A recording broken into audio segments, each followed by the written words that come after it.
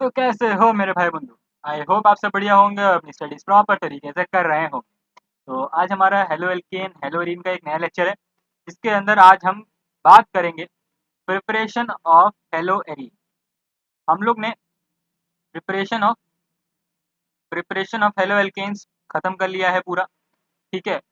और आज हम बात करेंगे प्रिपरेशन ऑफ हेलो एरीन्स, ठीक है। तो चलिए, ये हमारे प्रीवियस लेक्चर्स के कुछ नोट्स हैं, ठीक है। अगर आपने प्रीवियस लेक्चर अटेंड नहीं किया है तो आई मस्ट रिकमेंड दैट पहले आप वो देख कर आइए, फिर आप आगे का समझिएगा, ठीक है। चलिए, तो आज हम बात करने वाले हैं किसकी, preparation of hello editing.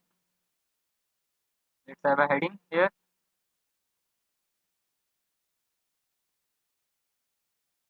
Preparation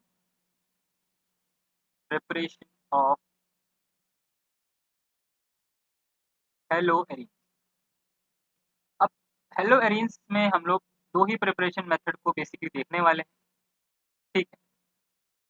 तो यहाँ पर हेलो एरिन्स का बनाने का दो तरीके, या तो आप डायरेक्ट बेंजीन से कोई भी हेलोजन ग्रुप जोड़ दीजिए, ठीक है, in the presence of AlCl, ठीक। तो वहाँ पे आपका हेलो एरीन बन जाएगा। या तो आप डाइजोनियम सॉल्ट बनाकर सैंडमेयर रिएक्शन, डेटरमैन रिएक्शन और बाल्ज रिएक्शन कराकर हेलो एरीन्स को पा सकते हैं, ठीक है। तो चलिए दोनों मेथड को डिस्कस करते हैं। पहला मेथड मैंने क्या बोला, पहला मेथड है आपका फ्रॉम, पहला मेथड हम यहाँ पे डिस्कस करेंगे from electrophilic aromatic, from electrophilic aromatic substitute, from electrophilic aromatic substitution reaction करा, सब्सटीट्यूशन रिएक्शन करा। इसमें क्या कर रहे हैं हम, इसमें क्या कर रहे हैं कि एरोमेटिक कंपाउंड जैसे कि बेंजीन, ठीक है, एरोमेटिक कंपाउंड जैसे कि आपका बेंजीन, इसके साथ हम क्या करा रहे हैं, इलेक्ट्रोफिलिक रिएक्शन करा रहे हैं, जिसके कारण यहाँ पर लगा हुआ एक हाइड्रोजन, ये भी एक इलेक्ट्रोफाइल बन के निकलेगा बाहर। और यहाँ पे जो भी हम हेलोजन ग्रुप यूज करेंगे in the presence of AlCl3, ठीक है। अब यहाँ पर क्या होता है, देखिए यहाँ पर अगर हम थोड़ा सा मैकेनिज्म की तरफ जाए, इसके अंदर हो क्या रहा है, तो यहाँ पर ये एक इलेक्ट्रोफाइल बन जाएगा Cl2 जब टूटेगा, ठीक है। और यहाँ से एक हाइड्रोजन भी एक इलेक्ट्रोफाइल बन के निकल जाएगा H+।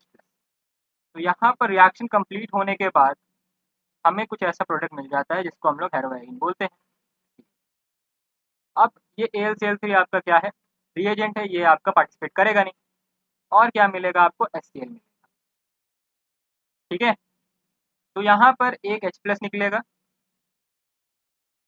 और यहाँ पर एक Cl- और एक Cl+, ये आपका इलेक्ट्रोफाइल हो जाएगा जो यहाँ पर आके लग जाएगा, और ये दोनों आपस में रिएक्ट करेंगे। तो ये आपका क्या हो जाएगा, इलेक्ट्रोफिलिक इलेक्ट्रोफिलिक सब्स्टिट्यूशन रिएक्शन, ठीक है।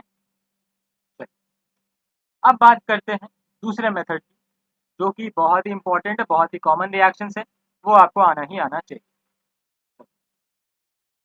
दूसरा मेथड है आपका, दूसरा मेथड है from diazonium salt, from diazonium salt. अब इसके बारे में आप यहाँ पर भी थोड़ा सा आइडिया लोगे, इसके बारे में डिटेल में आप पढ़ोगे अमाइन चैप्टर, ठीक है। अमाइन चैप्टर के अंदर पूरा एक टॉपिक है, वहाँ पर डिटेल में हम इसको देखेंगे। यहाँ पे बस जान लीजिए कि डाइजोनियम सॉल्ट बनता कैसे है। पहले हम डाइजोनियम सॉल्ट बनाएंगे, फिर हम डाइजोनियम सॉल्ट के साथ सारी रिएक्शन करेंगे, ठीक है। तो यहाँ पे पहली रिएक्शन क्या हो जाएगी, देखिए पहला यहाँ पर हम क्या करेंगे, लेंगे, यहाँ पर हम लेने वाले हैं एलिनीन। क्या लेंगे, एलिनीन लेंगे। बेंजीन के ऊपर NH2 लगा देंगे तो ये हमारा हो जाएगा एलिनीन, एलिनीन, एनिलीन, ठीक है। क्या हो जाएगा यहाँ पर, ये आपका बन जाएगा एनिलीन, ठीक है। अब इसकी रिएक्शन हम कराएंगे जब NaNO2 NaNO2 के साथ हम रिएक्शन कराएंगे HNO3 की एट 0 to 5 डिग्री सेल्सियस। ठीक है, ये कंडीशन है, ये ध्यान रखिएगा कि इसी कंडीशन पे आपका डाइज़ोनियम सॉल्ट बनेगा। और यहाँ पे हमें प्रोडक्ट क्या मिल जाएगा, यहाँ हमें प्रोडक्ट मिल जाएगा N2+Cl-, this is diazonium salt. ठीक है, तो यहाँ पर आप इसको बोल सकते हैं। ठीक है, या फिर हम इसको और भी बोल सकते हैं कुछ, बेंजीन, बेंजीन डाइएजोनियम क्लोराइड। ठीक है, चलिए इसकी थोड़ी सी मैकेनिज्म की तरफ चलते हैं कि कैसे क्या इसमें होगा। ठीक, ताकि हमें बहुत अच्छे से समझ आए। इसकी थोड़ी सी मैकेनिज्म को देख लेते हैं एक बार। Let's look here its mechanism. तो इसके मैकेनिज्म में क्या हो रहा है यहाँ, तो यहाँ पे पहले मैं इस NH2 को थोड़ा सा खोल के लिखता हूँ। ये यहाँ पर क्या हो जाएगा, यहाँ पर ये N और N यहाँ पर आपस में जुड़ा, यहाँ पर एक H। ठीक है, अब ये NH2 आपका रिएक्ट करेगा किसके साथ, ये NaNO2 के साथ जब रिएक्ट करेगा तो यहाँ पर आएगा इलेक्ट्रोफाइल। यहाँ पर क्या आ जाएगा, NO+ का एक इलेक्ट्रोफाइल आएगा जो कि इसके साथ जाके यहाँ पर जुड़ जाएगा।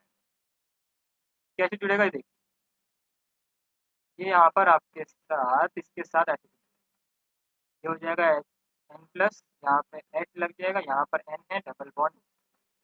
ठीक, अब इसका क्या होगा, यहाँ पर इसका क्या होगा, यहाँ पर ये H+ यहाँ से निकल जाएगा, यहाँ से ये H+ निकल जाएगा। तो हमें क्या मिल जाएगा, देखिए हमारे पास कुछ ऐसा कंपाउंड बचेगा, N2H डबल बॉन्ड। अब यहाँ पर क्या होगा, इसका टॉटोमेरिज्म क्या होगा, टॉटोमेरिज्म। टॉटोमेरिज्म में हम क्या करते थे, टॉटोमेरिज्म। अब टॉटोमेरिज्म में हमें क्या करना था, यहाँ से क्या करेंगे, यहाँ से एक हाइड्रोजन को इस पे शिफ्ट करते हैं। ठीक है, कुछ नहीं, एक टाइप का रेजोनेंस ही हम यहाँ पे कराने वाले हैं। ठीक है, टॉटोमेरिज्म में हम अल्फा हाइड्रोजन देखते थे, यहाँ पे अल्फा हाइड्रोजन है। फिर क्या करते थे, यहाँ पे डबल बॉन्ड इस पे शिफ्ट करेंगे और ओ वाले पे H लगा, ये हो जाएगा। फिर क्या करेंगे हम, यहाँ से H+ निकल जाएगा। ठीक है, यहाँ से H+ आएगा, यहाँ से ये H2O निकल जाएगा। तो हमारे पास क्या बच जाएगा, हमारे पास बच जाएगा N2 पॉजिटिव। ठीक है, फिर हम यहाँ पर आगे का रिएक्शन करा देंगे HCl के साथ। यहाँ पे हम Cl के साथ यहाँ पे आगे का रिएक्शन करा देंगे और हमारे पास मिल जाएगा, क्या मिलेगा, N2+Cl-। तो यहाँ पर हमारे पास ये एक प्रॉपर इसका मैकेनिज्म है डाइजोनियम सॉल्ट बनने का। ठीक है, बट आपको यहाँ से खाली इतना प्रोसेस ध्यान रखना है। ठीक, डाइजोनियम सॉल्ट का यही एक लौता प्रोसेस है और कोई इसका अलग से कोई प्रोसेस नहीं। ठीक है, अब बात करते हैं कि डाइजोनियम सॉल्ट तो हमारे पास बन गया। अब डाइजोनियम सॉल्ट से हम क्या बनाने वाले हैं, हेलोएरिन बनाने। वो कैसे बनेगा, तो उसके लिए हम यहाँ पर 3 रिएक्शन को डिस्कस कर रहे हैं। 3 रिएक्शन कौन सी है, पहला आपका पास हो जाएगा Sandmeyer reaction. These are naming reaction, इसको आपको ध्यान रखना है, सैंडमेयर रिएक्शन। ठीक, अब पहले हम बात करते हैं सैंडमेयर रिएक्शन की, फिर हम बात करेंगे लेटरमैन, फिर हम बात करेंगे बाल्च। सैंडमेयर रिएक्शन क्या कहता है, सैंडमेयर रिएक्शन आपका क्या कहता है, यहाँ पर आपके पास क्या है, डाइजोनियम सॉल्ट, डाइजोनियम सॉल्ट है।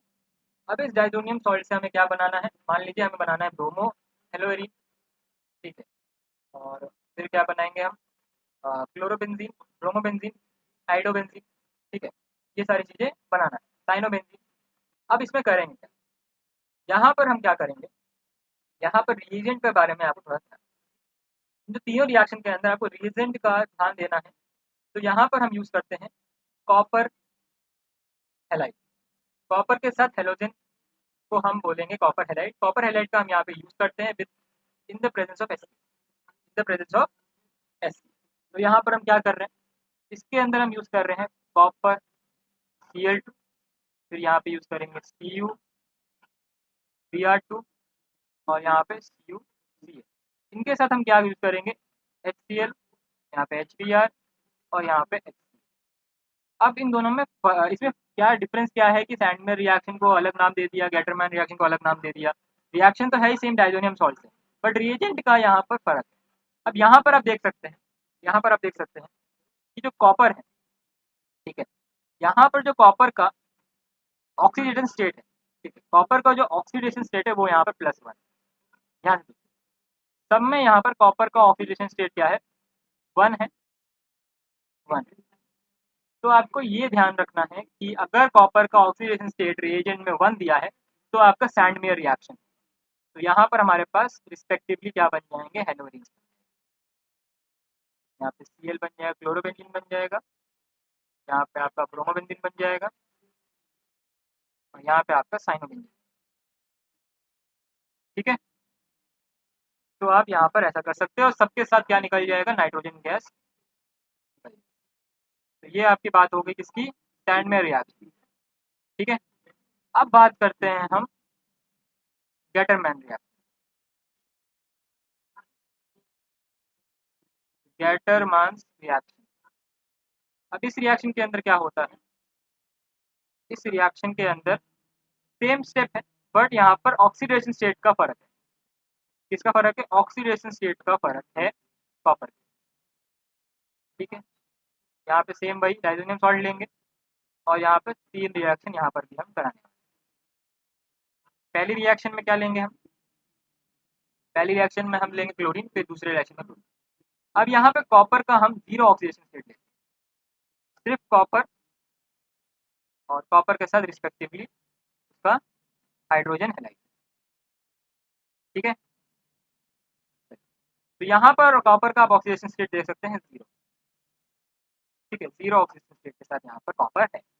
तो यहाँ पर हमें इस रिएक्शन क्या बोलेंगे, गेटरमैन रिएक्शन बोलेंगे। तो यहाँ पर भी हमें क्या प्रोडक्ट मिल जाएगा, प्रोडक्ट हमें यहाँ पर मिल जाएगा, प्रोडक्ट हमें मिल जाएगा रिस्पेक्टिवली हमारा हेलो। ठीक है,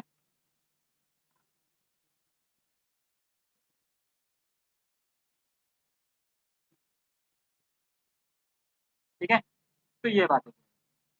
अब एक और लास्ट रिएक्शन जो कि हमारी एनसीईआरटी मेंशन नहीं करती, बट क्वेश्चंस में कभी कभी पूछ लेते हैं।